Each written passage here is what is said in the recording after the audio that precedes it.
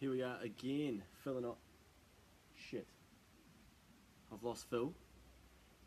Friday afternoon. You can probably guess where he is.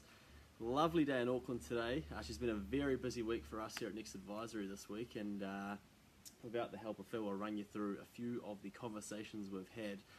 And the title of this is obviously "Don't be a fool, use your tools." So a couple of conversations with people. I guess it's getting so easy to start a business now and get into business that you're able to do a lot of it through Facebook, Instagram, etc., Gmail, and people aren't setting up systems to future-proof what they're going to do later on. So it's fine to rush into it and rip into it, and we love executing and getting shit done, but be mindful that if you don't set a nice structure and process, it's going to be harder for you to build or future-proof that business for down the track and make things easier for yourself. So as an example, two different businesses, so both the same business, but one dealing with customers directly through Facebook, the other basically putting them into a CRM system, collecting their email address, then being able to email them later on, speak to them again, being able to remarket to them, etc., and the other business basically just doing questions and answers directly through the Facebook app. Cool, you can build save replies and whatnot within Facebook, but you limit yourself to the potential to then speak to them again later on, and also build out your data set. And as we know, data is what is valuable. So to take it a step further, then we spoke to another business who's basically allowing people to book directly into their business to collect all of that information themselves and completely automate it so they don't have to do it. There's no data entry.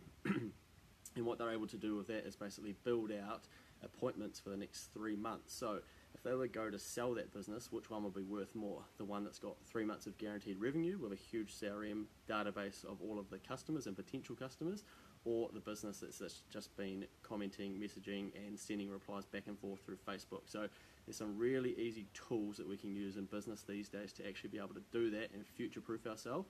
And I think it's important to take a step back and try and find those things that you can use to then set yourself up to make it easier and more valuable down the track. And another really interesting conversation Phil and I had with someone during the week was someone told us, we said, if this business is so awesome, why don't you think anybody in New Zealand knows about it? And they said, well, if I could get on TV, this business would be huge. And we sort of looked at each other and thought, well, what is this? This is what we do weekly, and we've got the tools to be able to do this sort of thing. It's changing the mentality of, yep, no one at a startup phase usually has a budget to get on to the TV, or even midway through, small to medium. It's so expensive, so you've got to be able to find different avenues, and obviously phone, iPad, etc. You can create your own TV now, and people just don't really understand how that can work or the ability to even do it. So we had a bit of a laugh at that one and tried to suggest some things that they could potentially do to create their own TV, but to be fair, I don't think the mindset was there to actually be able to do it. So we'll see if they execute on any of that, and my money's probably on no for the moment.